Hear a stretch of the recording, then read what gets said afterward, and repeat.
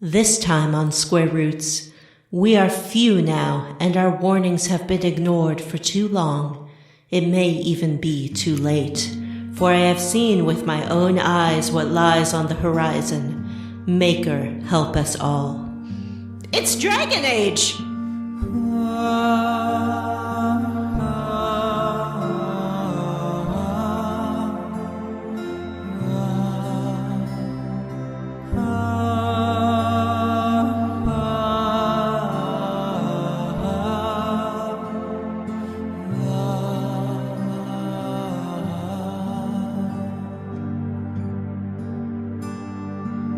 Hey everyone, and welcome to Square Roots. Your long national nightmare is over. Your favorite host is back. It's me, Vanessa. I'm back. Yeah. Welcome to Square Roots, everybody, the classic RPG podcast. My name is Jim Banks, and I am joined by Matthew Van Zant. Heyo. John, what's a good one here? I'm going to name you after my origin, John Castless Brandon. Ooh, I am pretty castless. It sounded like you just called him Jean, which I really liked. Jean. I got news for you. I got good news for you, John. I'm not going to call you Jonathan anymore. Jean. You're Jean now. Jean Reno. Jean. And Vanessa. I'm Vanessa, and I'm back. I want to thank all of the listeners for your support while I was gone. I know it was really difficult for you, but your cards and letters and small gifts were very appreciated. My hiatus was the longest of any host on the show, I'm sure, and everyone is super stoked to have me back. I'm back. Definitely I'm the most Vanessa. talked about. The most talked about, the most examined. People were really worried I wasn't going to come back, but here I am, back again. Guess who's back? It's me, Vanessa. You can feel the listeners' collective sigh of relief right now. It may cause a small windstorm across these great United States and Canada and wherever our listeners are located. We'll have to catch up on all our in-jokes about Dr. Stephen Stone and all that. I've been listening diligently every week to the episodes, so I know all about Dr. Stephen Stone and his podiatry practice. Hey, can we finally ask what the fuck you were talking about in the last time ons for the last 6 weeks? Yeah, well, here's the thing. I decided that I had played enough role-playing games to really kind of know the gist of them. So I just kind of thought a lot about the title, Dragon Quest 4 and or 5. And really just like felt what the game was about, you know?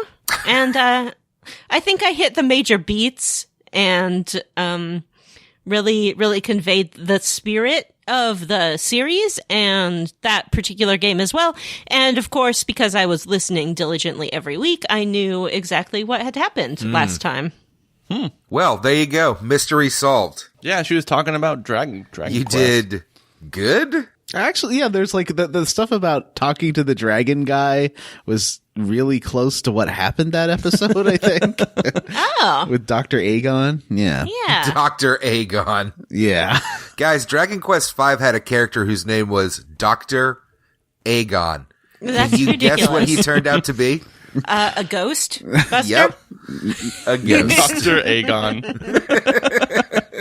Wait, was he a ghost that you didn't know was a ghost? He was No. a dragon that we didn't know was a dragon. Yes. Oh. Doctor. Well, so one of our listeners was saying that he did not get it. He didn't think of it. Didn't think anything of it, and was super surprised he turned out to be a dragon.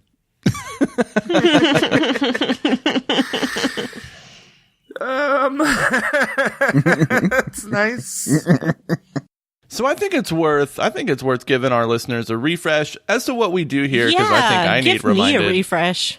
We're a podcast that plays and talks about classic RPGs in a fun book club format, and we tell jokes and we share lots of things as friends.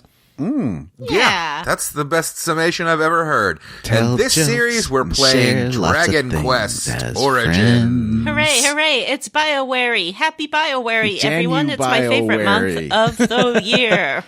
Anyway, we should also mention this is BioWarey or whatever John has decided that we're going to call it, and we're playing a new game that a new series that we've never played before, Dragon Age, and we like that so much that we've decided that for this year, that's what we're going to do. We're going to play series we haven't played before. It's No Sequel 2019. It's going to be hard. I think it might be a little tough to not have any Final Fantasy in my life. We're going to have to dip into some obscure shit. At least obscure to me, because I've never played many of these franchises that are on our list of prospective games. Yeah, but that's the list that we have is huge and is way more than we're going to get out of the year. We'll probably do 5 of those games. So, and some of them are like Fallout. So there's going to be plenty of games that everybody is that are big, big AAA popular classic games. But there also might be some weird ones. We'll see. Well, I guess we didn't really come to a consensus, guys, so why don't we just go ahead and do that thing that we like to do at the beginning of the show? Why don't we level up? Hooray. Who wants to go first? I want to go first. You go first. I saw a movie yesterday, and it was an exceptional movie that I was shocked was as good as it was.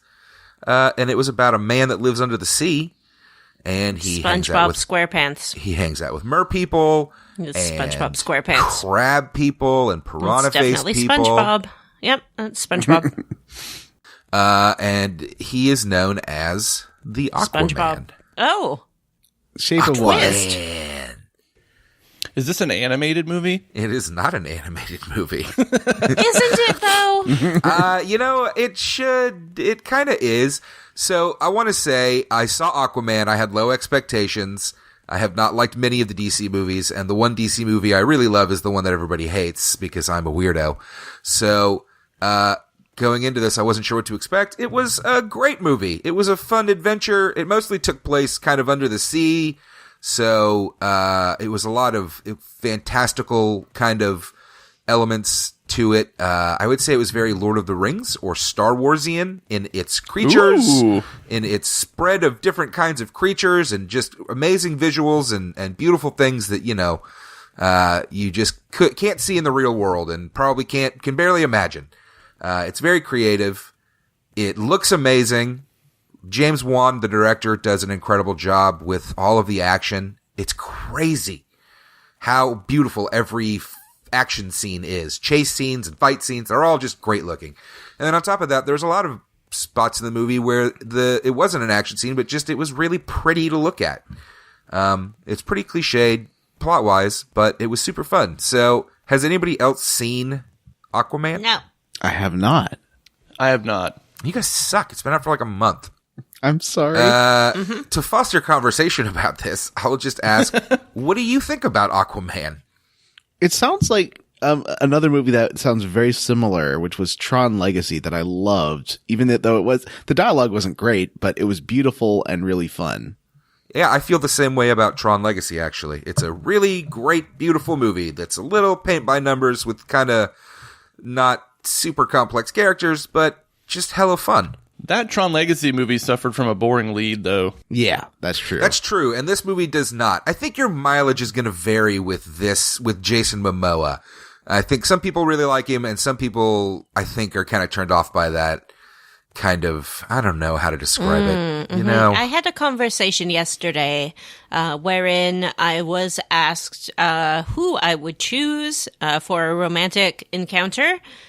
Should it come down to Jason Momoa versus Doug Jones of Pan's Labyrinth and Shape of Water? And I found it a very difficult question to answer because they're just so different. Would Doug Jones be wearing his fish suit? Yeah, that's an interesting question. Maybe.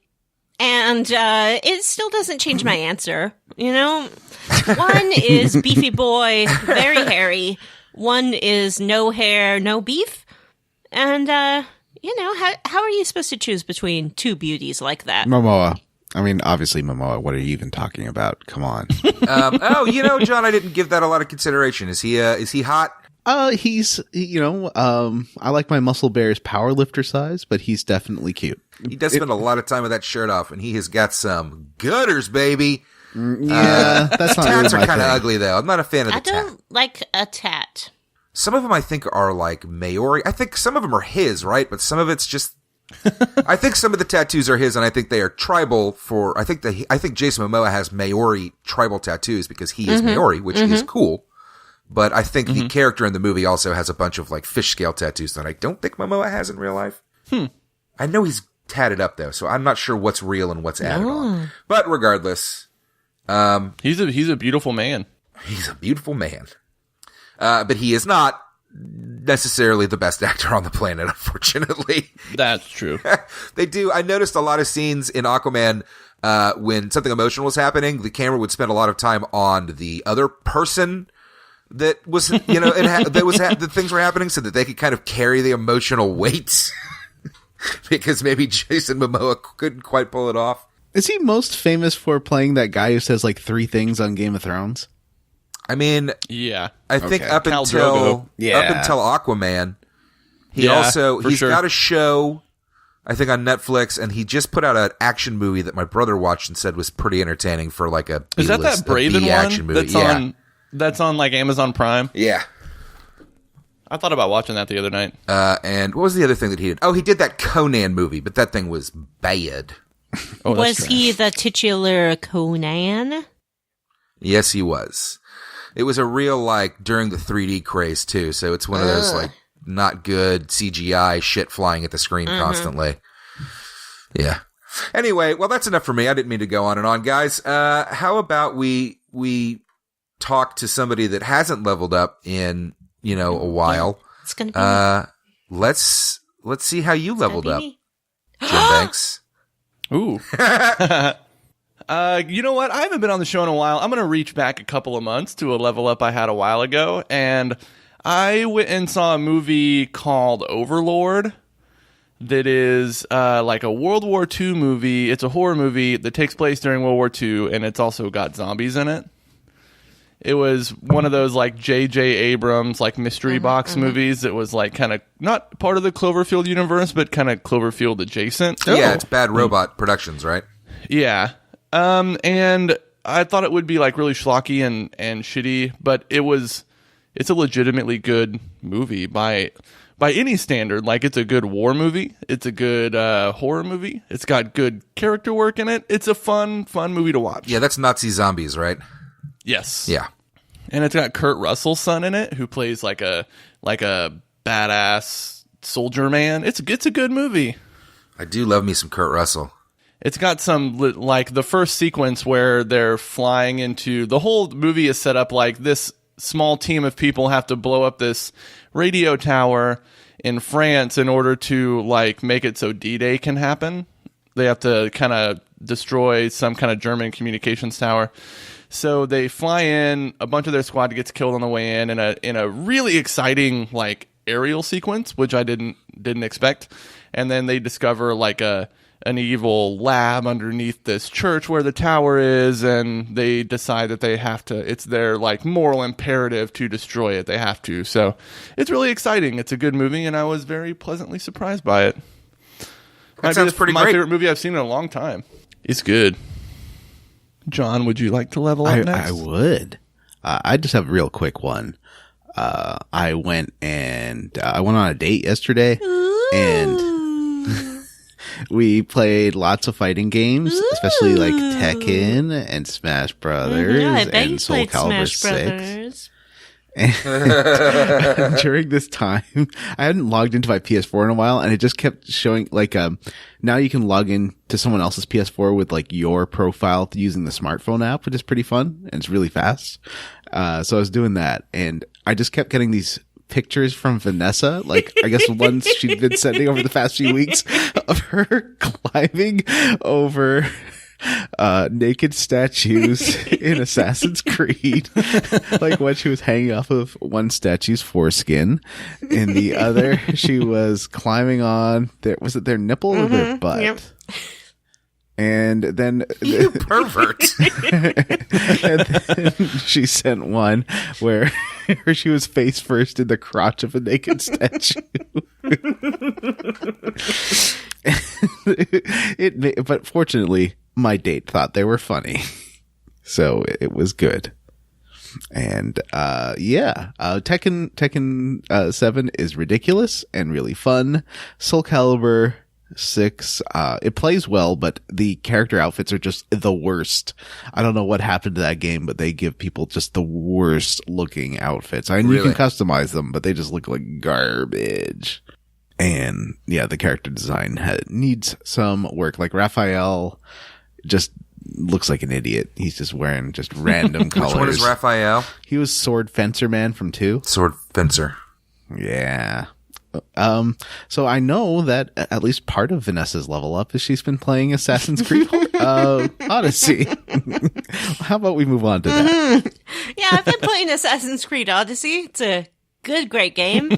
I love Greek mythology and ancient Greece, and it does a great job. And that's why you love those God of War games. It does a great job of invoking the I should era. also mention I have a new niece as of Friday. That's important too. Oh, congratulations. Congrats, John. Yay. I don't think she's named yet, but she looks adorable. We'll just call her Baby Square Root. Yeah, baby square roots. Baby Squoots. Yeah.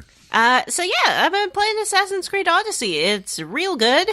I enjoy it very much. I like playing as Cassandra. She's great. Good voice acting. They do a nice job of showing ancient Greece the way it actually was, like being colorful and not just being white and austere, because as any historian will tell you, them statues were painted in what we consider now to be garish colors. But that's the way it was. Deal with it.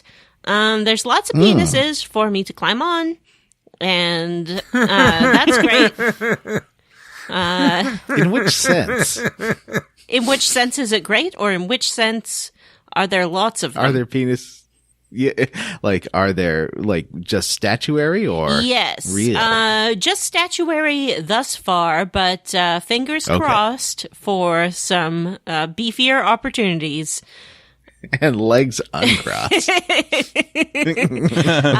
Yeah, so it's great. I haven't really played a lot of Assassin's Creed games. It's not a series I ever got super into, but this one is just hitting all the right notes for me. So play that. Other than that, what have I done? I saw a movie called Spider-Man Into the Spider-Verse, which I'm sure has been discussed ad nauseum already on the show. So I will just throw my 2 cents in there. Go see it. Go see it in the theater if you can. It's beautiful. It's great. It's wonderful. Very good spiders. Very good man. Spider-Man Into the Spider-Verse. Good game. And I've been watching a limited run TV series called Dirty John. Hey. Dirty John. Hey. Dirty John. Hey. Based off of the podcast of the same name. Tells the true story of a woman who gets into a relationship with this guy and then discovers all these things about him, and things go crazy. The series is fantastic. Connie Britton and Eric Bana star in it and do a great job. Ooh, Connie Britton. I've always had a big crush on She is such a good Connie actress, and she does this role so well of this woman who just kind of makes all the wrong choices over and over again, but for understandable reasons. And it's really good. Highly recommend it. I think it's only like 8 or 9 episodes, and the finale is tonight, and I'm so excited. What channel is that on? I think it was on Bravo. Can you watch it on Hulu? I do not know. But what you can definitely do is listen to the podcast. I don't know if I would recommend the podcast first or the series first. I think either way, they really do a great job of telling the story of these actual people. Maybe the podcast first because it shows you how accurate these portrayals are of the characters. But there's so many kind of surprises in it. I'm watching it with someone who hasn't listened to the podcast, and I am really excited to share the finale. I've been so good at not spoiling it. I'm a good girl. And that's it for Level Up. That's I it? did it. Eric Banana. Eric Banana. Good level ups, the Hulk everyone. himself, Eric Banana. So are we ready to talk about Dragon Age Origins? I would like to know what your guys' experience, if any, with Dragon Age Origins is. And, furthermore, I would like to know what platform you are playing this game on. I'll say my very first experience with Dragon Age, I tried to play one of the first Dragon Age games. I think it was maybe on my PlayStation 3, and I hated it. I thought I was ugly, and I didn't enjoy myself at all, and I quit playing it. And then when I got a PS4, the first game that I bought for it was Inquisition, and I loved it, and I played the holy heck out of it. Why you buy it if you hate the first one so much? Well, I heard it was good, and I bought it. I bought my PlayStation in a Black Friday like madness at a Walmart, and I was like, I need to get a PlayStation, get a game, and get the heck out of here. So I just grabbed Dragon Age because I heard it was good, and I liked it a lot. I haven't really played anything. It's been like maybe 3 years since I picked up a Dragon Age game, but I find myself really liking this one, and I'm playing it on the Xbox One. Whoa, Jim got an Xbox One. Mm-hmm. Jim's had it for a while. It was gathering dust for like 6 months, I remember. I moved into my apartment in June and didn't turn on my Xbox One to play a game until a month ago. You could have been playing PUBG with me this whole time, bub. I know. You could have been pub buds, but no, you're too cool. Aren't there no bubs in PUBG? Isn't it you kill everyone? Squads. You can do duos. You can do squads. Oh. And duos. I play duos with my buddy Paul all the time. That's like all we do. I bet you do. What about you, Vanessa? What are your experiences with Dragon Age, and how the heck are you playing it? Oh, Jim. I love this game. Regular listeners to the show might have heard me mention a character from this game in the past by the name of Alistair. Or perhaps his voice actor, Steve Valentine, of Crossing Jordan. And, of course, A State of Panic, the greatest television show ever to air. And looking like a magician. And looking like a magician. Not just looking like a magician, John. He tours the country doing magic shows. Are you serious? He looks like a real mind freak. I just was joking. I just thought he looked like a magician. He's a magician. Oh. So, I guess he looks like a guy that's going to shout the word mind freak at you from across the street. I feel like this is new information. You never told us he was a real magician before. Maybe I thought that it sort of went without saying. Oh. I mean, when a guy looks that much like a magician, he's practically pulling a rabbit out of every kind of headwear you could imagine anytime you see him. I mean, he looks like he would pull a rabbit out of a fedora, let's be honest. Or like a pair of leather pants. He does, and I say this as a fan with love, look like the kind of magician who would, like, select your card from his stacked deck or whatever the hell he has going on, and then smirk at you and be like, is this your card? And just stand there with that smirk on his face, expecting you to, like, lose your damn mind. Mind freak. So I love this character. I love this game. My history with this game is I got it for the PC, I think right when it came out, thereabouts. I played it. Every beat of the story just delighted me more and more. I absolutely adored it. I adore the world. I then played Dragon Age 2, did not care for it very much. Played That's my Dragon favorite Age one. Inquisition. Really? Mm-hmm. Yeah. That's my general impression of the series is that's everyone's least favorite one. I think it's great. I'm classic, and John is a rebel. Sometime. Yeah, some other time when we play that game. Maybe in our year of sequels. Spoiler, it's coming. Spoilers for next year. No, it won't be. It won't be 10 years old. It'll be the year after. Oh, our year of Squeakquels. Squeakquels. The year so twice. We named it twice. Wait, that's not what I meant to say. The year so twice. We named it twice. Yes. 2020. The year so twice. We named it That's twice. not. See, no. Next year is 2020. The year of Squeakquels is 2021. No, it's 2020. The year so twice, we named it twice. Anyway. So let's fight about the calendar. Anyway, what was I talking about? Oh, yeah, Dragon Age. Then I played Inquisition, played it very much. I think I've played through it in its entirety at least twice. Wow. Maybe 3 times. Wow, that's a long game, too. Yeah, I played it originally on the 360, and then a friend was kind enough to get it for me on the PS4. So I experienced both platforms. It's a great game. It's a great series. It creates a unique and interesting fantasy world, and I really enjoy that. This time, I'm playing it on the PC. Ooh. Yeah, you are. Yep. Because I love console cheats. I haven't played it with any console cheats as of yet, but just knowing that they're there makes me feel happy and secure. That's good. Mm-hmm.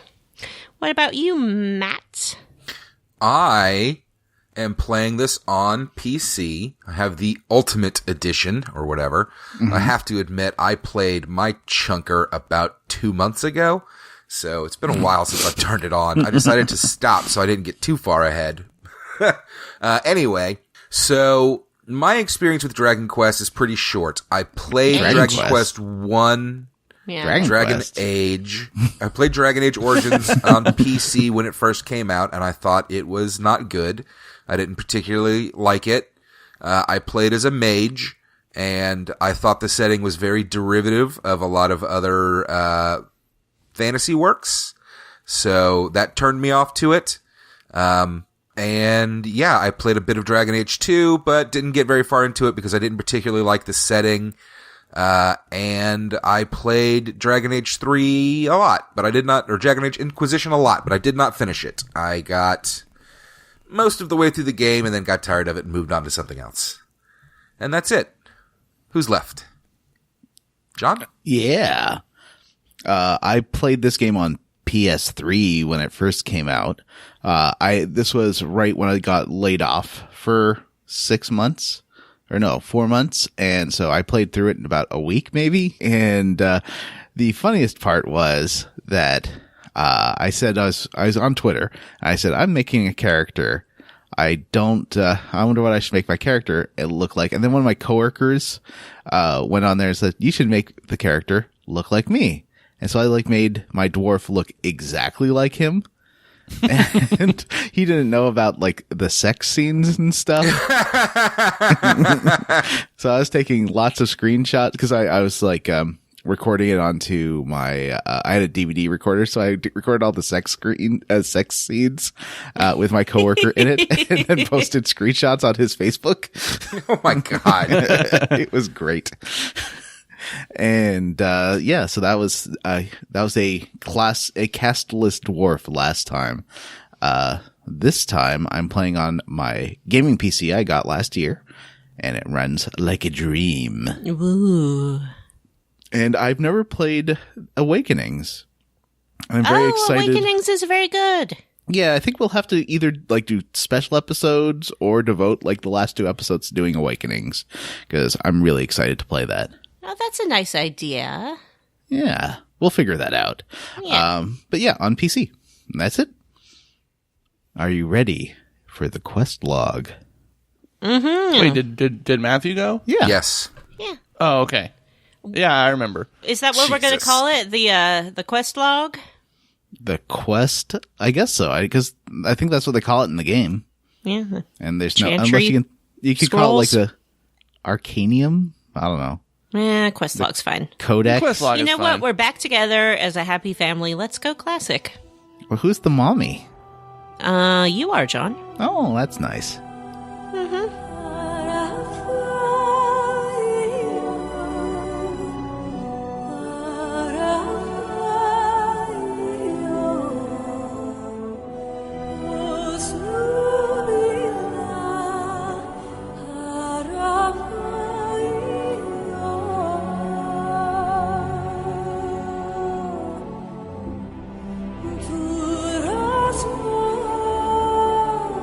Who am I? So guys, am I the creepy uncle? We're not gonna, of course, we're not gonna have a normal kind of walkthrough with this one because we all have distinct origins to talk about.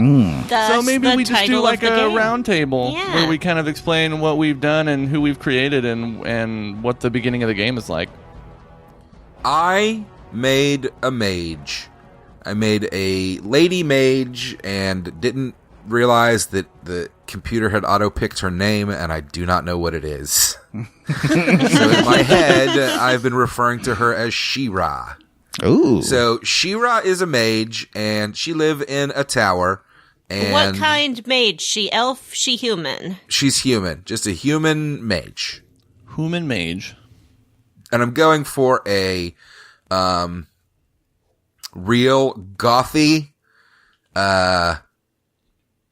Brooke no nonsense character. I'm really role playing this time. I'm not just playing like, haha, I'm going to be as evil to everyone as possible. So I'm going to try to have fun with it and play this specific character who is kind of based on some characters from some books that I like, a book series, The Wheel of Time, because the setting is very similar to that. And that series has a lot of real strong, practical women, and I don't know. I think that just kind of feels right to me for this. So that's who I'm playing. Does and we will be calling her one, She-Ra. Does it be the one whose name is like Nimwin or something, and she has a braid of hair? And that's the series that has that, something similar to what you're talking about, yes. But is the character that you're thinking of the one, named like Nimwin or something, and she has a braid of hair? No, Nynaeve is the character in the book, and no, I'm thinking of a different character. Okay. She's based on the character Egwene, who is my favorite character in The Wheel of Time, because she is the best. And she doesn't put up with no nonsense from nobody. Oh. So she I does admire put that. up with nonsense from somebody. Don't you correct my grammar, Jean Brandon. Jean. What about you, Jean? What kind of character did you build?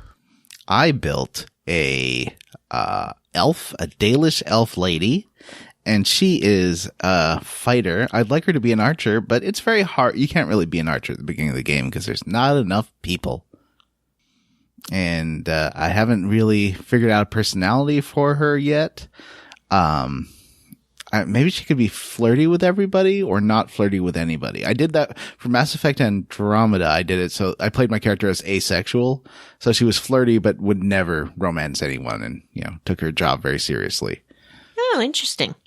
Yeah. So I don't know about this one. I'm still thinking about it. She's sassy, and anytime people ask her to do something stupid, she's like, "Yeah, sure, I'll do that." So I would say she's like reckless. And her name is Zonda, going with my pattern of naming characters after cars. Ah. Jim, tell me about your character. I have made a lady dwarf warrior who is named Jim.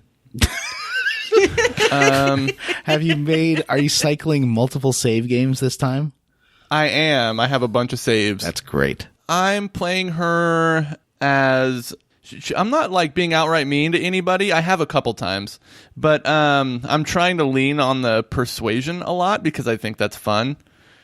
And I made a resolution to accept or force people to give me rewards or gifts for everything that I do for them. Wait, so you're an elf as well? Oh, no, you're a dwarf. No. You're a dwarf. I'm a dwarf, yeah. Oh. Do you have a beard? No. So female dwarves don't have beards. They do not. Okay. Are you a I got some cool castless tattoos, dwarf? though. In Dragon Age Origins, all right, plenty of series have female dwarves with beards. Thank you very much, Terry Pratchett. Mm-hmm. But yeah, she's a hard charging, take no prisoners lady. What about you, Vanessa? Ah, I have chosen the blandest route of all. I am playing a human rogue who is a noble I'm playing her as someone who had this sort of very educated background as far as being a noble person, so she's polite to everyone at this point. That might change as she experiences more.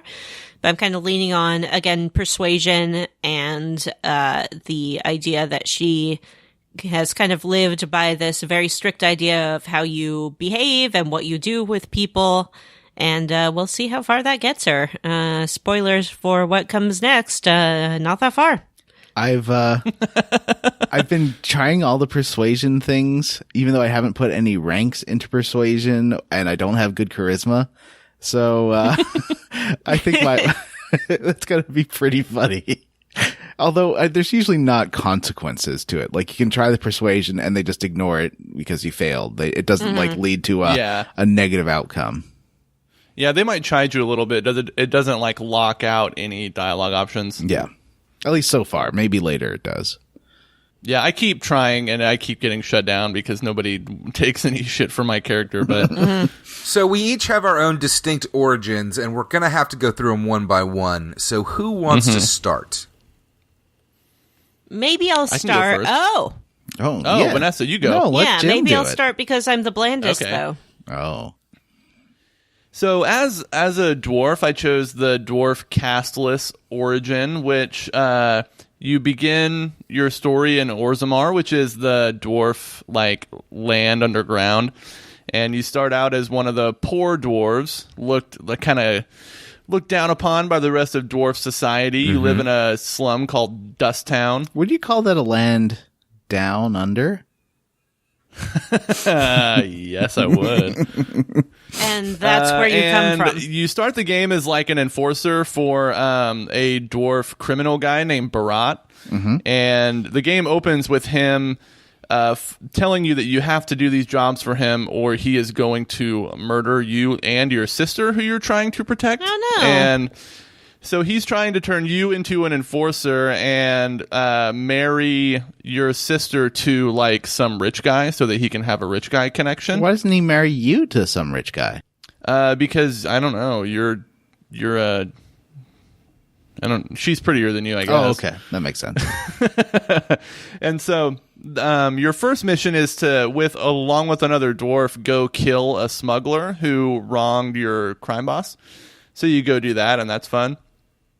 And then the second one is there's a big thing called the Proving, which is like this big fighter tournament in Orzammar. Oh, yeah. And Barat wants to cheat, so he tells you that the guy that he put all of his money on might lose his round. So what you need to do is go to his opponent, and I guess his opponent is kind of a drunk. So the job is to go in and drug his drink, and so that he performs really poorly. But you end up fighting him and knocking him out so he can't fight.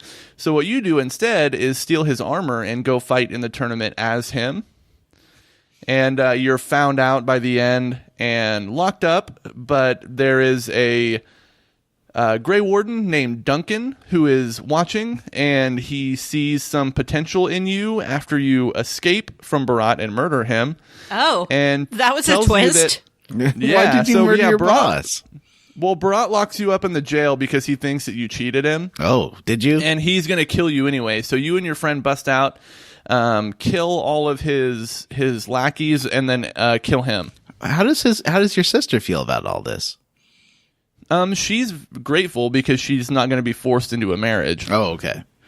But they kind of tell you that the only way to protect your sister, because you're a criminal now, is to join the Grey Wardens.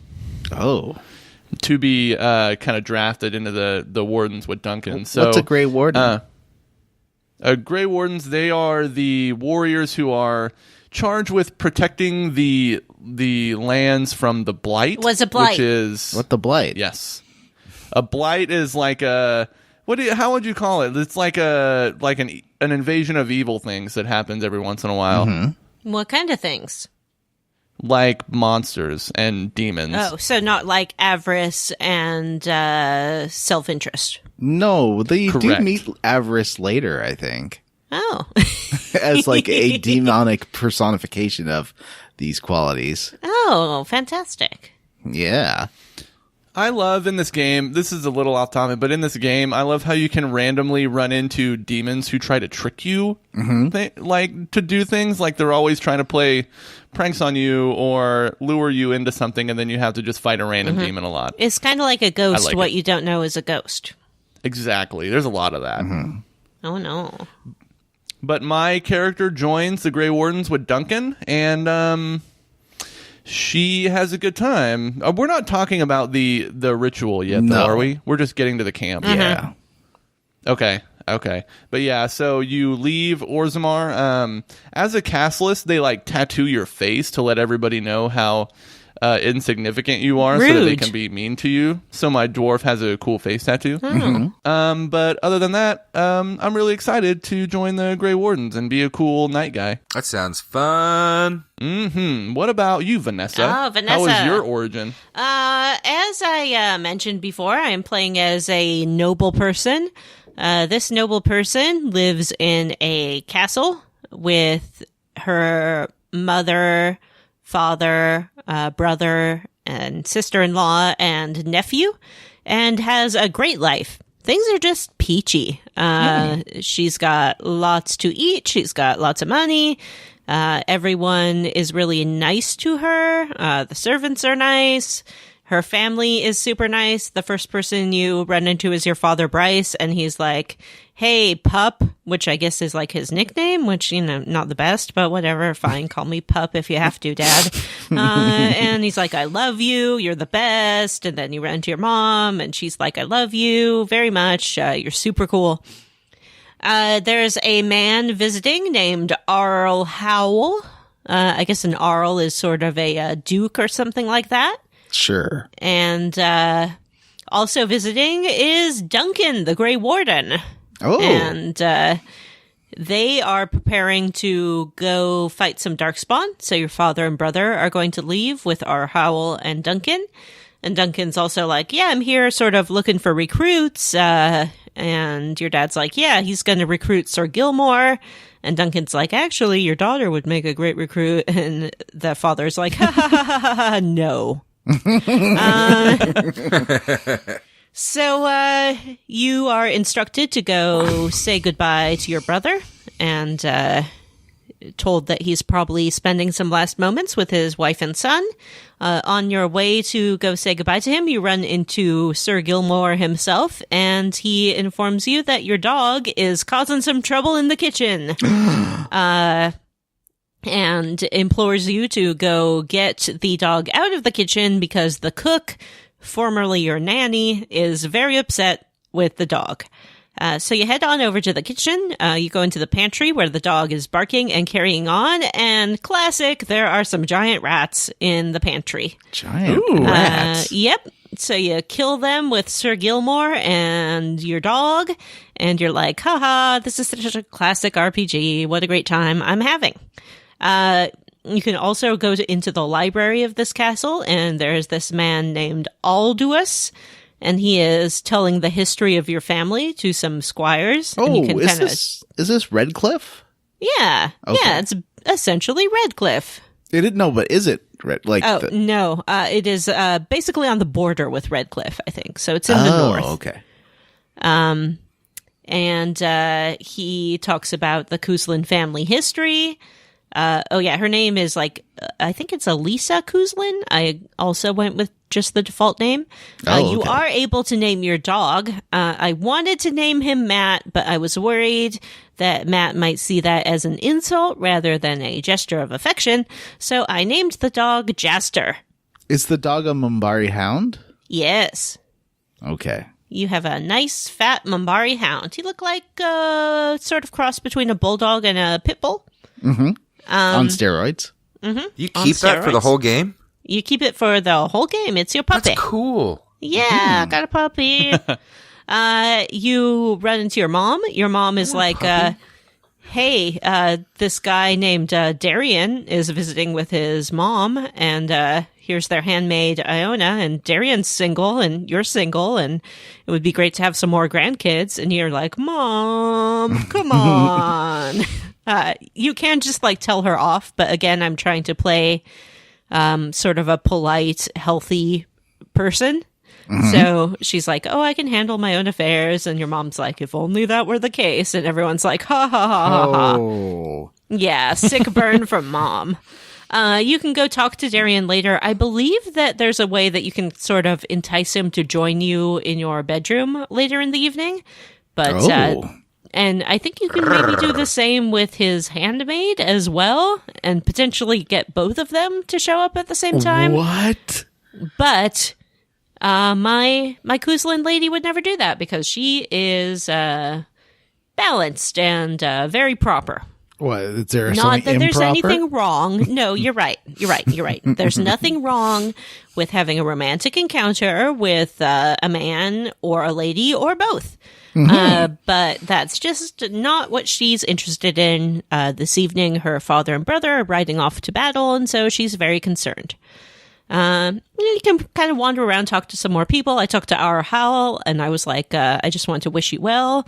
And he's like, oh, that's very kind of you. Thanks. And I was like, what's with him? But, people are weird.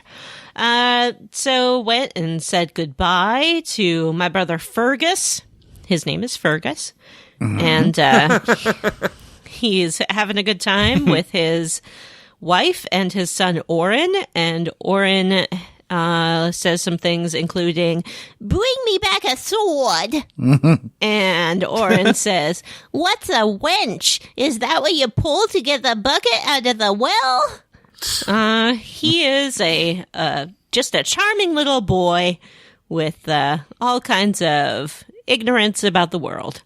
And Mom and Dad show up and you all laugh because Orin is adorable. You're being left in charge of the castle, and your mom says, I'm going to go visit my friend for a while so you can have the experience of leading the castle by yourself. I don't want to undermine your authority while I'm gone, but we're sure you'll do a great job. Your whole family believes in you. It's wonderful. So you go to bed, dreams of your first chance of running the castle in your head, and you're awoken in the night by a scream. And pounding on your chamber door. So she leaps out of bed in her small clothes, and you can choose then to put your armor on or not. I got dressed and went to the door, and there's this guy, and he's like, the castle is under attack, help me, and then an arrow pops right out of his chest. It's been shot from the other side, and he falls down dead. Then you take up arms, you start fighting these people, and you realize that these are Arl Howell's men. What? Yeah, he has led them into the castle, and they are straight up slaughtering everybody. Why? So you fight some people, you run into your mom, and your mom's like, check it out, I got my mom armor on. And you're like, can you handle a sword, Mom? And she's like, can I handle a sword? Come on. So it's you and your mom fighting off these men. Battle Mom. Mm-hmm. Go to check on your brother's chamber. Your brother has left already, but his wife and child are just straight up dead. Little Orin, he's never going to learn what a wench is now because he's dead on the floor. Your mom is not happy with this.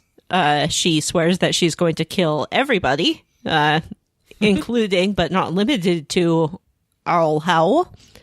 You run through the halls, fight a whole bunch of people. At one point, I ran into a servant who's like, oh, we're under attack. I gotta get out of here. And I used my persuade power to be like, no, stay and fight, dummy. So he does. You can go to the family treasury and get the family sword and shield and use that to bash some people. You run into Sir Gilmore, and he's like, oh, your father was really injured. He went to the pantry where there's a secret exit looking for you. We are going to stand here and brace this door. But it's pretty clear that the castle is already overwhelmed, and there's not much chance for anyone. The best you can do is run away. So no. your mom, your dog, that random servant, all run to the pantry, and there lies your father bleeding out on the floor. He's like, yeah, I'm gonna die. This sucks. Please run away. Go tell your brother what happened. Duncan is there too. Duncan has helped your father. And he's like, Duncan, please help my family escape. And Duncan's like, yeah, sure, I'll totally do that if your daughter joins the Grey Wardens. What? And I'm like, what the fuck, Duncan? That's some entrapment shit. Yeah. And I chose the dialogue of like, I don't even know if my brother's alive. I might be the new Arl Kuzlin. Like, I can't just join the Grey Wardens. And he's like, join the Grey Wardens. And then your dad gets on board and he's like, yeah, joining the Grey Wardens was a great idea because you can go see the king, tell him what happened, and then get vengeance for our whole family.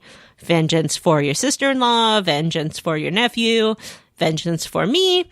And as it turns out, vengeance for mommy, because she decides that she is going to stay with her dying husband and fend off as many people as she possibly can to help you and Duncan and the dog. And I assume that random servant, I don't really know what happens to him, escape. Battle Mom, no. Yeah, so very tragic, much surprise. Arl Howell is terrible.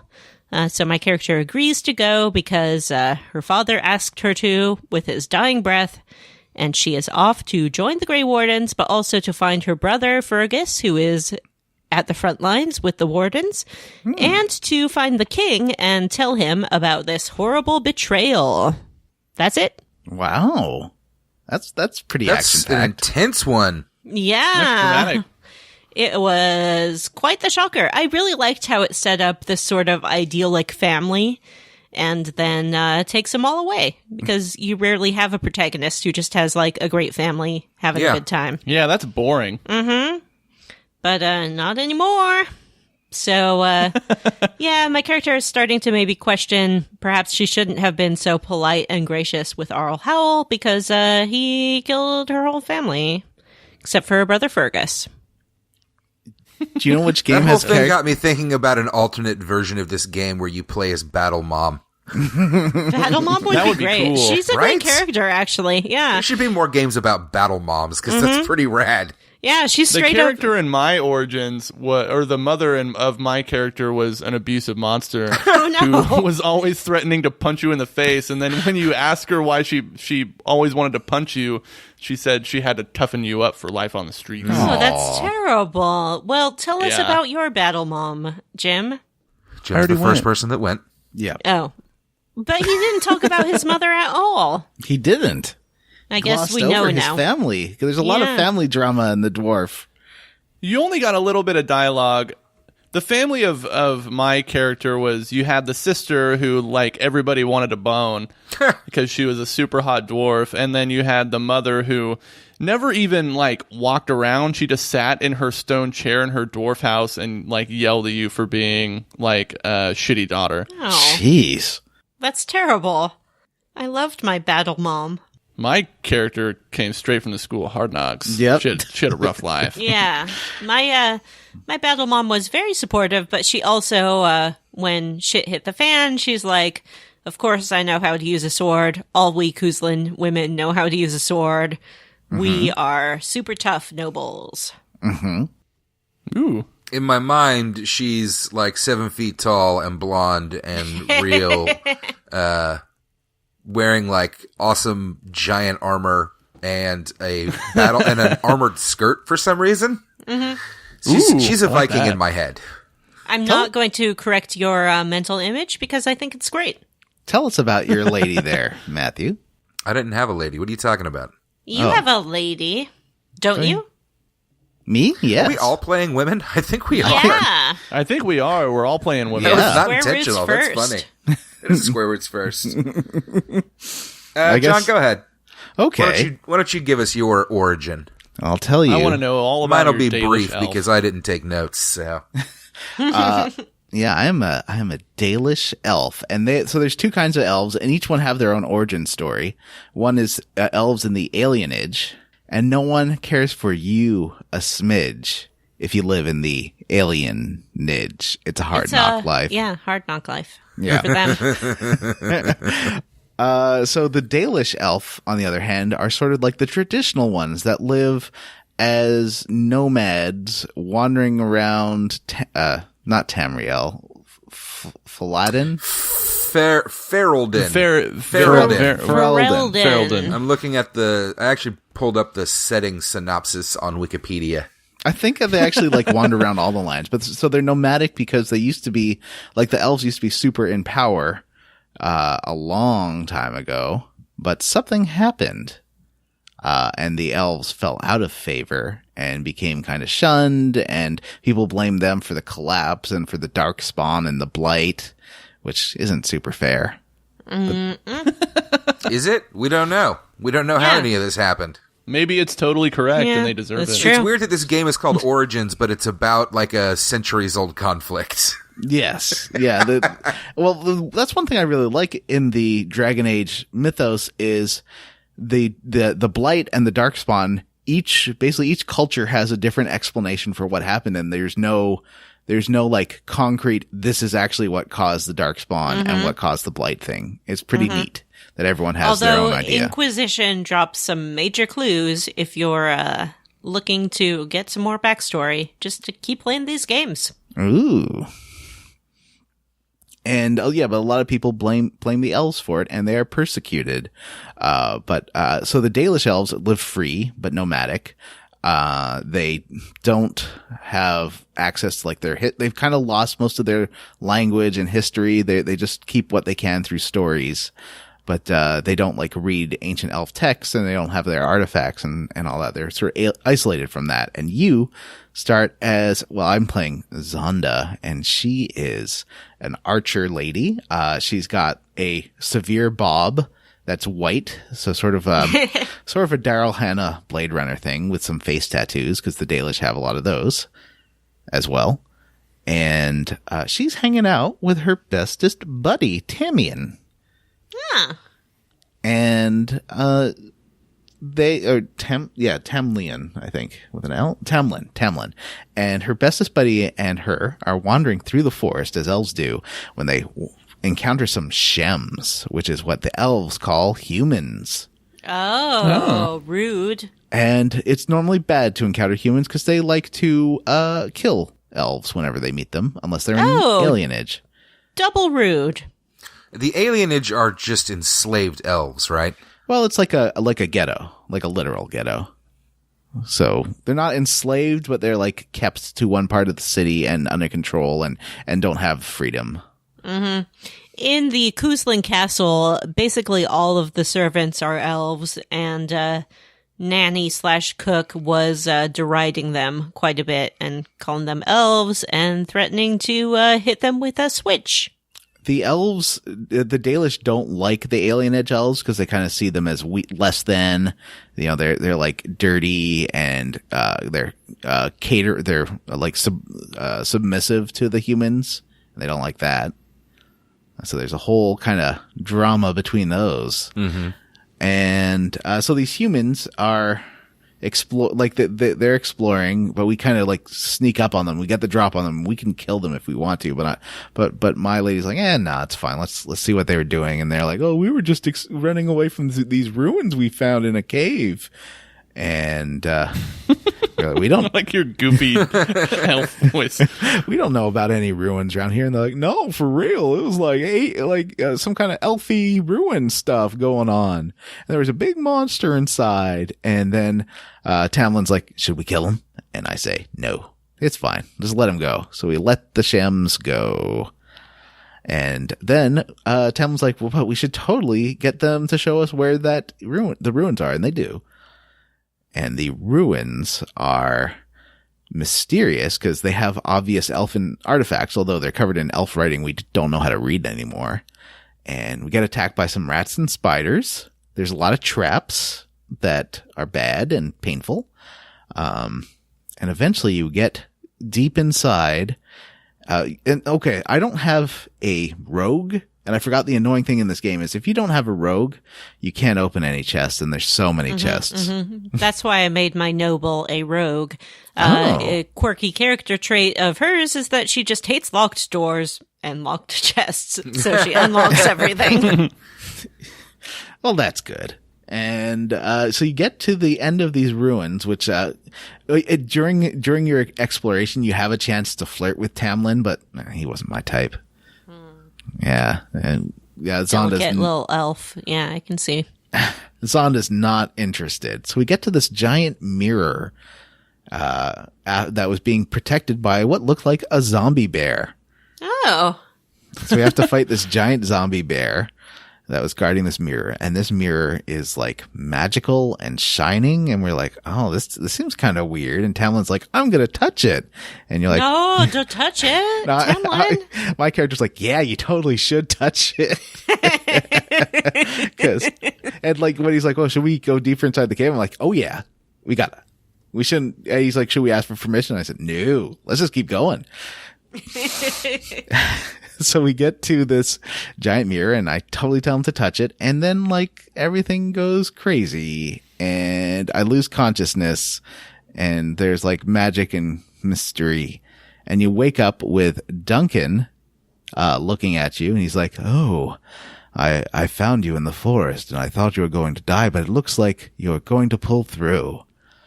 Because you got tainted by whatever dark blood magic. Excuse me, what? Tainted. Tainted. Taint. Duncan says the word taint about 50 times during this encounter.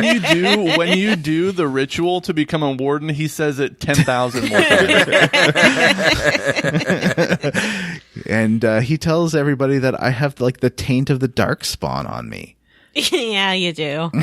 And that I think one of my favorite quotes from this game so far is Duncan telling you to submit to the taint. So Duncan has rescued me because he found me barely conscious wandering around covered in blood, because you're always in this game, the second you hit an enemy, you're just bathed in blood. Yeah, they just sploosh. Yeah, there's so much blood in this game. It's so silly. Yeah. And it stays on you during cutscenes, so you're like having a romantic chat with somebody while you're just Really? covered in. Yeah, it's cool, but it's also kind of like cartoony. I didn't silly. notice that at all because nobody gets close to me.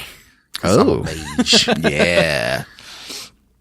And so you have this. You've been rescued by Duncan, and the leader of your elf group, Marathari, she's the keeper, is surprised how fast you healed, and she's like, hey, since you're feeling better, we gotta move, because it looks like the humans you found and let go for some dumb reason have brought like a raiding party, and they're gonna come kill us if we don't move. And oh no, rude. I know. You let them go. And, but my buddy Tamlin has disappeared. And she's like, maybe you can, before we move, you should go join Duncan, explore this cave, see if you can find Tamlin. And I'm gonna tell you to go with this girl, Merrill, who you've never met before. She's another Dalish elf. And, is she hot? She's like nerdy with dark hair. You don't get much of her character, but, she is someone who appears in a later Dragon Age game. And I didn't even know she was in this one. She's in 2 and is a major character in 2. And, she joins your party. And, this other guy, Fenrir's like, hey, can I join you too? Probably don't ask the keeper. She won't want me to go. And, so I tried to persuade, cause Merrill's like, I don't want to go with someone the keeper hasn't agreed to. And I tried to persuade, and she's like, no, I'm not going with him. What are you talking about? Don't try to persuade me. So I had to go ask the keeper's permission to get him to go along with us. She's like, I'm very glad you asked first. And me and Fenrir just looked at each other and just winked. We didn't do that. There's no winking. So we go off with Duncan, and he won't shut up about how great the Grey Wardens are. But there's also some people you can talk to in the village that tell you all about, like, how the Dalish were cast off and all about their history. And the fun thing is you're telling the story together, and you can tell it right, or you're telling it to a bunch of children, and you can or screw up the story But I told it right because I wanted to know like the backstory of where they came from and how they became the Dalish. I had the same thing with the Kuzlin family history, and then also your nanny asks you if you remember a story that she told you as a kid, and you can do the same thing. You can tell it right or not. You can make it silly? Mm-hmm. Did you tell it right or did you make it silly? I told it right because she is very proper. And also, in this game, if you do dialogue options, you get XP for them, so I didn't want to cut it short. That's true. So yeah, Merrill is rad. She's my favorite character in Dragon Age 2, so it was fun. But they don't really give her a lot, like they definitely expand a lot on her in the next game. So I go back through the dungeon very quickly. The Grey One runs off and we like meet up with him at the end, and we finally get to the mirror and it's like it's now full of darkspawn. This whole dungeon is full of darkspawn. So that's a bad sign because that means that a blight is coming. And no one takes the idea of a blight seriously, but it's sort of like the winter is coming thing from Game of Thrones, where it's like there's a bad force that could destroy everything if they don't push it back. Have we really talked about what a Grey Warden is yet? No, and we definitely should. But Duncan's kind of evasive on it. It's like a super elite squad of people from every different tribe and kingdom and race. Yeah, I think in the lore of the game, the Grey Warden started as like veterans of the battles of the first Blight, who said, we're going to abandon all of our loyalties to like our families and our races and houses and just focus on fighting the Blight. And they've continued to do that, I guess. And they have a ritual that connects them to the taint and the darkspawn. We'll find out more about that next time. Yeah, next time. Because Duncan is deliberately not telling you a bunch of stuff. Yeah, it's implied that's what makes them elite darkspawn fighters. Yeah, they're sort of like the fantasy Spectre from Mass Effect. Oh, yeah. Or the Jedi Order. Yeah, because countries are supposed to help out the Grey Warden. Like you actually can talk. You can talk to Duncan, at least in mine, and find out all about the Grey Wardens and their history and the Darkspawn and whether he thinks another blight is coming. And he's like, "Oh, possibly, but I don't think the king's taking it very seriously."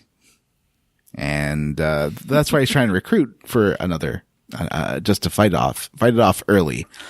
And, you go back you find the mirror again. You kill this like big arch darkspawn dude. And, then Duncan immediately destroys the mirror because he's like, this thing's bad news. And Merrill's kind of mad. She wanted to like find out more about it and see she's really interested in elf artifacts. And, you don't find Tamlin and I kind of asked like, hey, I don't want to leave here till I find Tamlin. He's like, he's dead. There's nothing. He's either dead or worse than dead, and there's nothing you can do. No one could be exposed to the darkspawn for that long and not be corrupted. Oh. He wouldn't even be human again if you talked to him. He wasn't human in the first place. Human. Okay, he wouldn't even be elf again. He'd been something worse, something darker. Worse than an elf? I can't imagine what that would be. Whoa. And so you go back and Duncan says to your chief, the keeper, about what a great fighter you are and how amazing you are and how he wants you to join the Grey Wardens. And I sort of like hum and haw. I'm like, I don't know if I want to do this. I want to like travel with my elfies. And the keeper's like, no, it's tradition for the Dalish to give a fighter, and it's like a proud honor, so you should probably do it. So I like sighed and said, fine. But I didn't find my buddy. And we before we leave, I insist we do a little funeral for my buddy because even if there's no body, I want to honor him before we go. Yeah, buddy.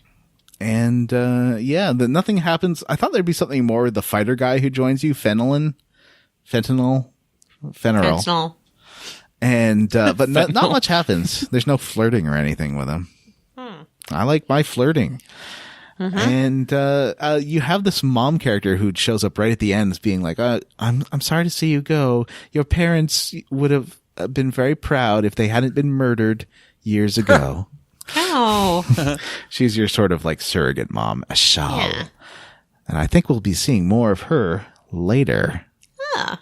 And Lots of moms in this game. I like it. yeah. And so then we travel off to this beautiful castle.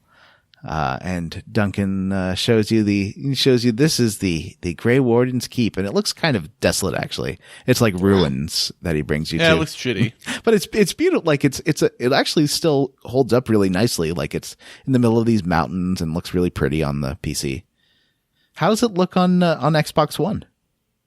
It looks pretty good. I gotta, cause I said that the main reason I dropped this series the first time was because it was ugly.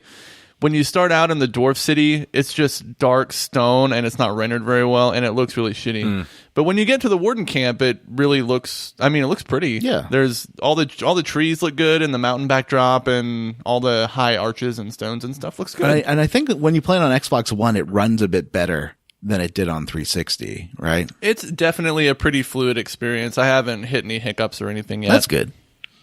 Yeah. Do you have Awakenings? Did it come with that? The version you have? I don't know. Okay. All right. And finally, we have Matthew and his origin story. Ooh. Well, my origin story does not feature any mothers. Oh, no. Oh. So my origin story begins, I am a female mage, whose name I'll try to figure out later, but for now I'll just call, like I said, She-Ra. And She-Ra is woken up in the middle of the night, and you start off about to take this test called the Harrowing. You live in the Mage's Tower, and to give that some background, the Mage's Tower, I guess you would say the Mage's Guild, is controlled by the Chantry, which is the religious group in this world. They're kind of a Catholic, churchy, Templar-having, witch-burning, mage-killing, elf-hating shit show of a religion. Because this game's real gritty, I think, which is kind of stupid. But like the mascot for the Philadelphia Flyers? Yes, like Gritty, the mascot for the Philadelphia Flyers. Anyway, so mages have... I am an apprentice mage, and I'm about to take this test called the Harrowing, which will, I guess, kind of elevate She-Ra to being a full-blown mage in the Mage's Tower, working for the Chantry.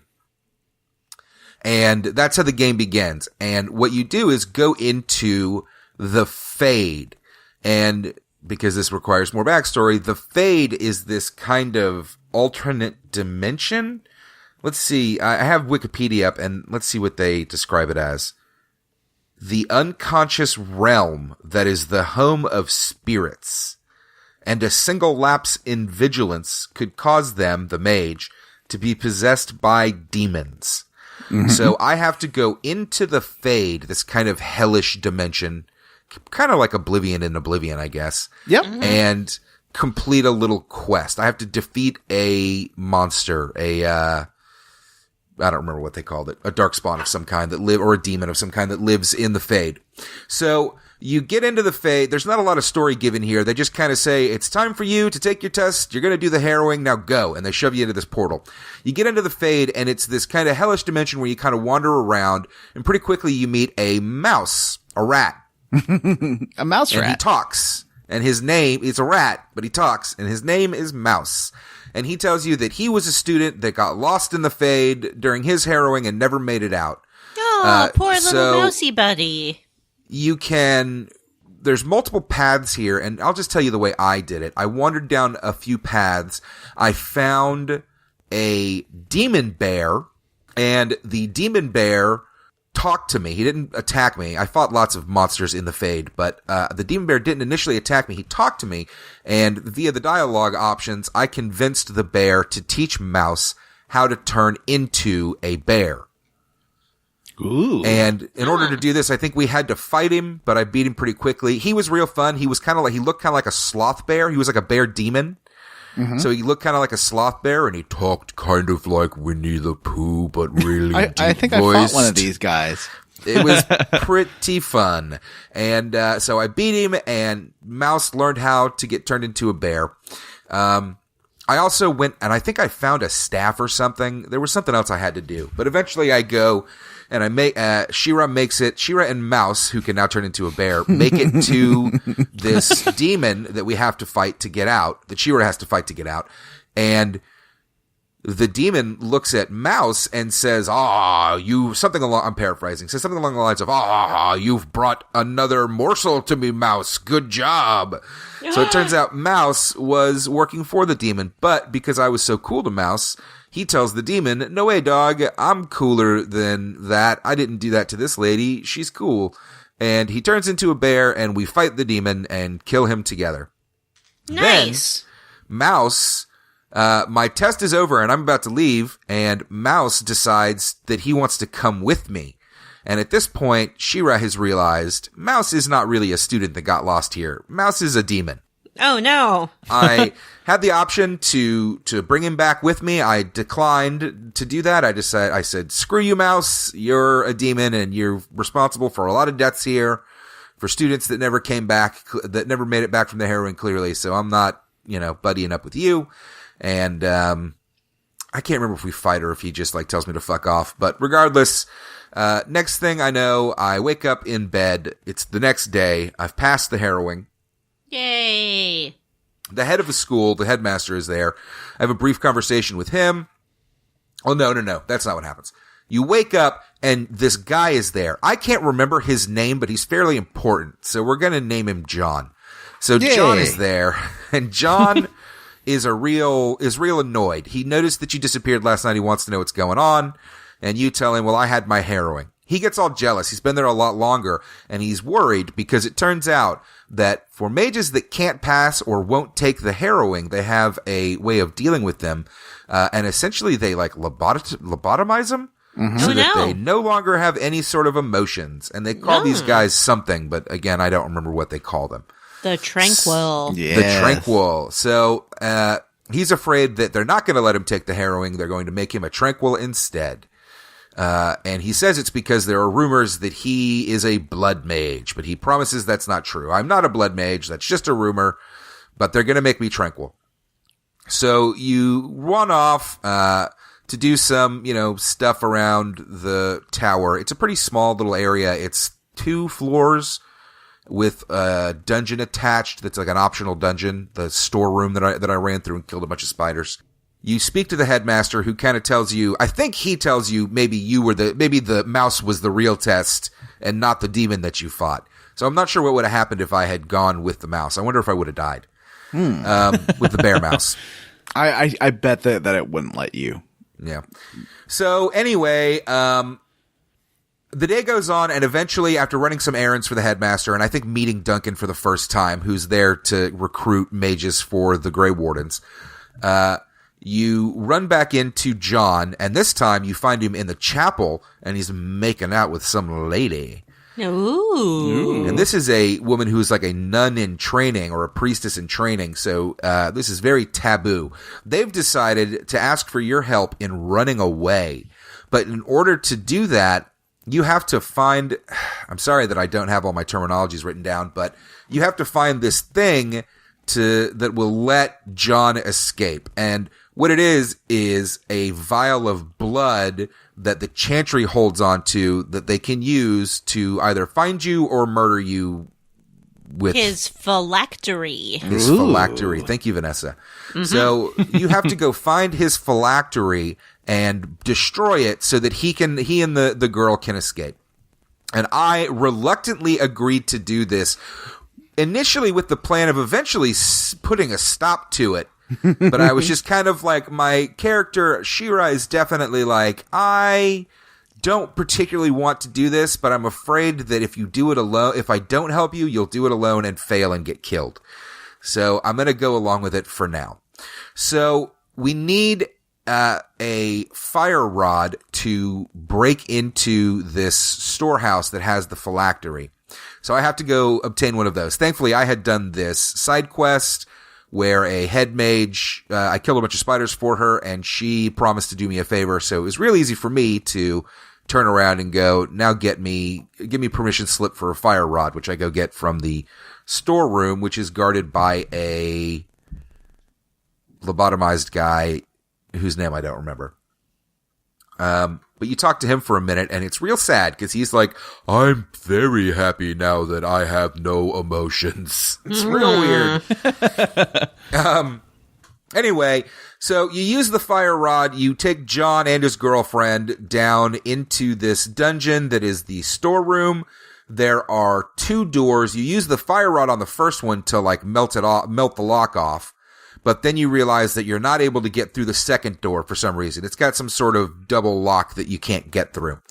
But She-Ra and the crew decide to try to find another way in, and we head further into this kind of warehousey area around this storeroom to see if there's a back way in, which we do eventually find a weak spot in the wall on the other side of the building that lets us kind of blow a hole in the wall with the fire rod. So we do that, we get the phylactery, and we destroy it. And as we're getting out, escaping, we get got. We get got by the head mage and Duncan and a bunch of other people. Everybody's like, we made a bunch of noise. We got caught. And at this point, I decide to just go the straightforward route and tell the truth. This is what happened. I had found a really awesome staff in there, and he asked me if I had stolen anything else other than the phylactery, and I was like, God damn it, I'm going to have to be honest here, and I did, and he took it away from me. Oh, no. But the John I think he gets himself killed. When we get caught, he decides to go on the attack, and he uses blood magic and kills a guard. He didn't. Yeah, he kills a guard, and then he gets killed or he gets knocked out. And so he was lying the whole time and was whatever. So fuck him. And the girl, it turns out, the girlfriend, she's getting shipped off to the capital or something to go be a slave now, I guess. Like, they're not fucking around with her. And that's it. They decide that they're gonna kick She-Ra out of the mages. They're probably gonna execute her, or she's gonna go to mages prison, I think. And anyway, Duncan jumps in and says, you know what? She was trying to do the right thing. So instead of sending her to prison, why don't I conscript her into the Grey Warden? She'll be of more use to me as a warden than she will be to you in a prison. And I agree to join. And that's it. She-Ra rides off with Duncan and joins the Grey Wardens. Dun, dun, dun, dun, dun, dun, dun, dun. And that is what happens with She-Ra. And I think that's it for this week. So next week, we should have a more traditional quest log, I think, right? Mm-hmm. Are we going to, do we have a certain point we're going to play through? We better. Well, let's figure that out then. Yeah. What do you think, Vanessa? You're our resident game expert. Do you think that to the end of that first town is enough? Or I too little? Probably due to Redcliffe, right? Okay. Do you want to do that? I think so. You could. That's a good. Do we want to do the end of Redcliffe or arrival at Redcliffe? I think end of Redcliffe. Okay. Like the end of the siege? Is that what you're talking about? Or are we going all the way to the castle? Oh, you know what? That's a good. Maybe the siege, because the siege is kind of a big deal. Yeah. Okay. And then, so we'll play to the end of the siege of Redcliffe. That sounds good. Before you have to sneak into the castle. That sounds good. All right. I liked this. I liked how we all have different backstories, and it sort of makes the role-playing element seem a little bit more prominent in this game than some other games we've done, because you can craft your own person. Yeah. Hey, I was going to ask you guys, we all have different characters and builds or whatever. How are you guys handling combat? I know, Matthew, you're a mage, so you shoot magic at people. I've focused my early skills when I level up on attack magic right now and healing. So I've got 2 spells that go pretty quick and a third one that takes a little bit longer to refresh that I use only on kind of bigger enemies. when I need to, but it works pretty well. I can blast, and usually they don't even get to me before they're dead. Nice. One thing with combat in this game is on PS3 and 360, it kind of has like almost a Mass Effect-y sort of look. You can push the camera back a little bit, but it's more action-y. But on PC, you can play it like that, or you can do a top-down look, and you always have this action bar, and it basically looks like Baldur's Gate with a World of Warcraft style action bar at the bottom. Mm-hmm. It's super different. That sounds pretty cool. Yeah, I like, and you can go back and forth between the two. You can play it more like real-time action-y, or I do the turn-based, because I'm playing on hard. I zoom out, look down, and it looks just like Baldur's Gate. Why are you playing on hard? I like this game, and I'm good at it. Still don't understand why you're playing on hard. For fun. I finished Mass Effect on hard. Yeah, I haven't had much occasion to use the more turn-based kind of version of the combat, but I expect once I have more party members and battles are larger, I will probably be using that quite a bit. And I'm looking forward to it. People say that it's really good like that, so I'm looking forward to getting that a run. I don't usually play mages in games like this, so I'm really looking forward to just going full-blown, like, D&D level 20 mage that can just salt the fucking earth with everything. And especially in Dragon Age 1, but really in all the Dragon Ages, mages are overpowered. Like, you can wreck everybody as a mage in this game. Yeah, it's crazy how... Like, I've played as Morrigan a little bit in my playthrough, and it's crazy how powerful she is. I'm playing I wanted to do archery stuff, but since there's only, like 2 or 3 people in my party, I can't stay far enough away from enemies, and I'm usually the first person to attack.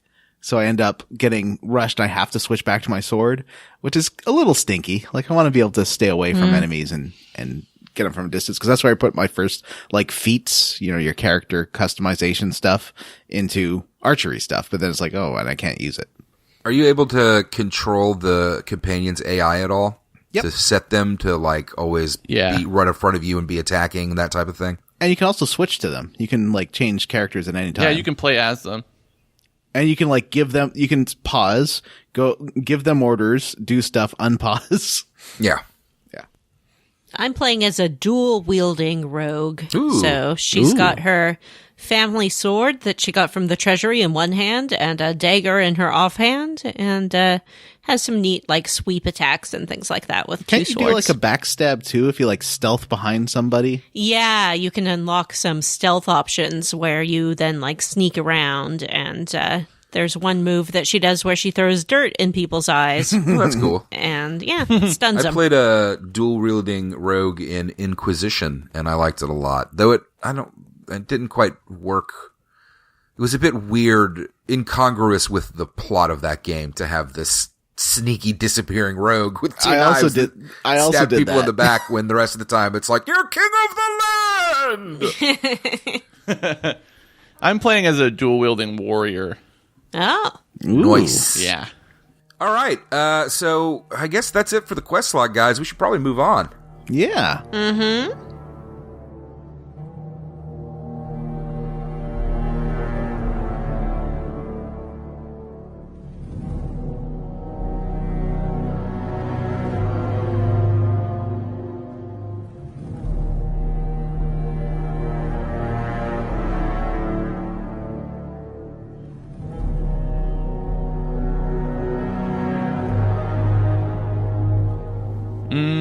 Is anybody squarely against anything in this game? That's what I really want to know. Oh, golly. Yeah, there's no mini games. I am definitely squarely against something. Oh. Was it? I am squarely against the terrible long period of time that Jim and Vanessa were not on the show. Aww. And I am roundly for their return. Welcome back, guys. We missed you. Thanks. Thank you. I'm roundly for being back on the show. Yeah, me too. I missed you guys as well. Even though Steve Cougar, or whoever it is you had on, did a great job. Steve Cougar. Steve Coogan. Dr. Steve Cooganstone. He was a good guy. We appreciated Stan coming on and filling in. He did an amazing job. He was way more organized than any of us ever are, which is pretty hilarious. Yes. It was very helpful. And he was hilarious and a joy to spend time with, and we miss him already. But My friends Jim and Vanessa are back. Things are back to the way they used to be. They say you can't go home again, but I disagree. I'm home right now. What are you squarely against, Vanessa? Oh, I guess I'm squarely against my nice family being slaughtered by Arl Howell. And looking forward to getting some revenge, even though it won't bring them back again. Nothing will bring them back. They're dead. The little boy is dead on the floor with his mother. My mom and dad are dead. And I'm just hoping that my brother is okay, because he's all I have left. And my dog. John, what are you squarely against? I'm squarely against Merrill not being anything like DA2 Merrill, who's really fun and charming. This Merrill's just kind of like, I'm your companion. I will tell you about some things, but I don't know that much, and I'm not very chatty. They really flesh her out in the second game. And it's kind of weird going back to like this bland Merrill when Merrill is like this amazing. She's almost like Tali from Mass Effect in Dragon Age 2. She's one of the best BioWarey characters ever, and it's just weird having bland Merrill. I believe that in this game we'll run into some other people who appear in Dragon Age 2, as well as some Dragon Age Inquisition characters. Oh, my. Interesting. How is that possible? Isn't Inquisition set like hundreds of years later? Nope. Not at all. Oh, all right. I think it's like 10 years later or something like that. Really? Did you already meet Cullen, Matt? Matt would have, but he probably didn't notice. Oh, okay. Yeah, I don't know what you're talking about. Maybe. Who's Cullen? He's like one of the Knight Templars that's guarding the tower. The blonde guy. Yeah, I ran around and talked to some of them, but I didn't spend much time with it before He becomes a major character in Inquisition. He's one of he's like the head of your army. Oh. I played that game several years ago, so I don't have a great memory of it. Oh, that game came out 5 years ago. That makes me feel weirdly old. Oh.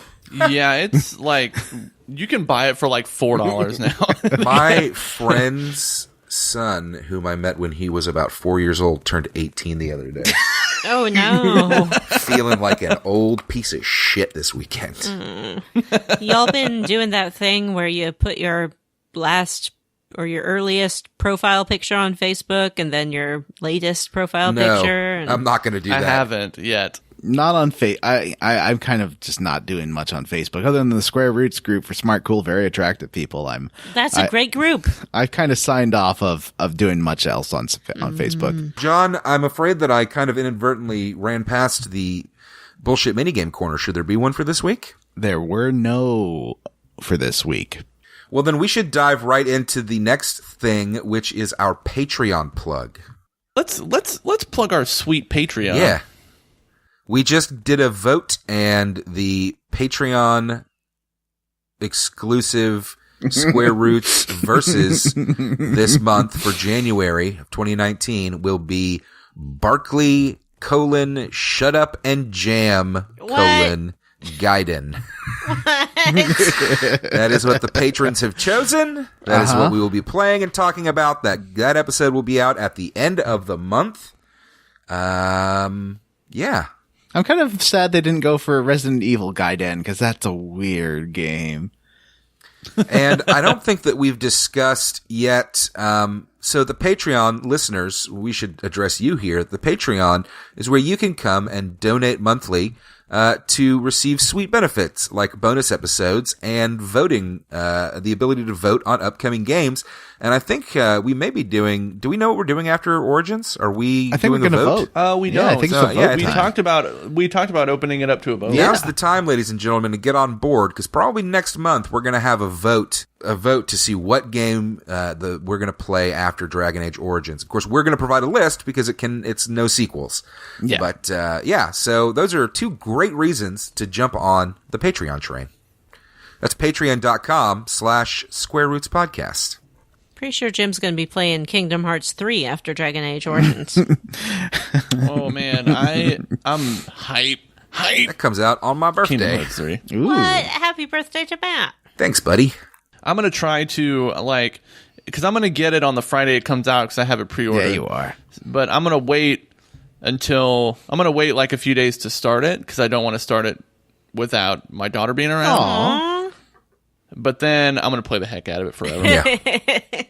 Okay, so one of the benefits of being a patron is that we read a list of names. All the patrons get their names read. So this week, instead of having one person do the whole list, we broke it up, and Jim is going to get us started. Mm-hmm. So let's kick it off with Andrew Random Letters, Andrew Granieri, Artie Pavlov, Ashley T, Benjamin Avner, Benzina Banzoni, which is an amazing name, Bobby Midkiff, Brady A. Berman, Bree Girth, Brian Pitt, Brian Stone, Brody Brooding, Brady Brandy, Brandon Bradley Toy, Cameron Show, Kevin Mosser, Chris Penyak, Cyril the Wolf, and David Green. David Shook, Devin Sloan, Eric Garby, Florian Jonas Kramer, Gage Lockeritz. Have we heard about how to pronounce that? La Charité? Lockeritz? La Charité. La At least that's how I Charité? would. He, like it might be an anglicized version, but who knows? Gage La Charité. George Armbuster, Go Cry Wolf, Gregory Huxley Iguana, Jake Dickerson, James Hostetler, James Plett, Jonathan Ellsworth, Jonathan Lee, Joseph A. Rogers, Josh Anderson, Julia Zanella, Julian Titus, and Justin Benoit. We also have Justin Ham, Vanessa's mom, Crystal Thamron, Lord Palmerstein, Maddie Jorgensen, Megan Sullivan, Miguel Torres, Moff Mon Mothma's Mandalorian Marmalade Makes Maz Money, Nathan Poirot, Nick, Owen Marble, Patrick Coover, Lord of Bintarongs, Patrick W. Bears, PJ Enns, Race Jenkins, Randy Pierce, and Resty Kamada. Oh, don't forget about Robert M. Pullum, Robert T., Ross Hartley, Ryan Miller, Sam Harrison, Samu Mitchell, Sean Walsh, Stu Skeel, Tom, Tracy Tanoff, Tyler Petty, Vanessa's mom, Question mark? Ward Childress, Wonder Swan, Xavier Krieger, and Zachary Davis. Xavier Krieger. Xavier's excellent, exciting episode. Send us an If email. you would like your name added to that list, become a patron. You can do so at patreon.com/squarerootspodcast. Send us an email. You know our email address. It's squarerootspodcast@gmail.com. If you absolutely cannot be bothered to send an email, please come see us at our Facebook group, the Square Roots Podcast Group. Actually, do this first. It's better. It's the Square Roots Podcast Group for smart, cool, very attractive people. And tweet at us at Square Roots Pod. Our theme music for this series is Edward Alenko's cover of Leliana's song. You can find Edward Alenko on YouTube and Facebook.com/EdwardMusic. Links are in the show notes. And please rate, review, and subscribe on iTunes wherever you listen to podcasts. And if you screenshot a review and post in the Facebook group or Twitter, I'll tell you how you leveled up. We got like 5 in a row this summer, and then it's just nothing. Just Yeah. What's going on, friends? We also had a regular stream of letters, but they've kind of tapered off. Listeners, hint, hint. Well, people get send us busy over something. the holidays. We understand. Well, it's January now. They don't have anything going Yeah, on. it's a new Ryan year. Fire up that and Gmail. Crystal kept us going for a while. Thanks, guys. We appreciate it. Yeah. And New Year, same old squad. It's great to be back with you guys. They said we wouldn't do it. They said once Vanessa and Jim have a taste of freedom, they'll never come back. But back we are. It was the opposite that was true. If you love something, let it go, and it will come back to you. Living proof right here, ladies and gentlemen. Vanessa and Jim, taste of freedom. We just couldn't stay away. Like blame the you? cat. Oh, the cat that Jim came Banks back? came back the All right, very let's next wrap this day. thing up. Jim Banks The cat came back. They thought he was a goner, but Jim Banks came back. The He just couldn't stay away. So, Jim, why don't you wrap this up? Yep. All right, everybody. That's it for this week. Just a reminder, we're playing to the end of the Siege of Redcliffe for next week. Until next time, for Square Roots, I'm Jim Banks. I'm the cat that came back. I am John Brandon. And I'm your favorite returning host, Vanessa. Oh, Jesus. jeez. Mean. Bye.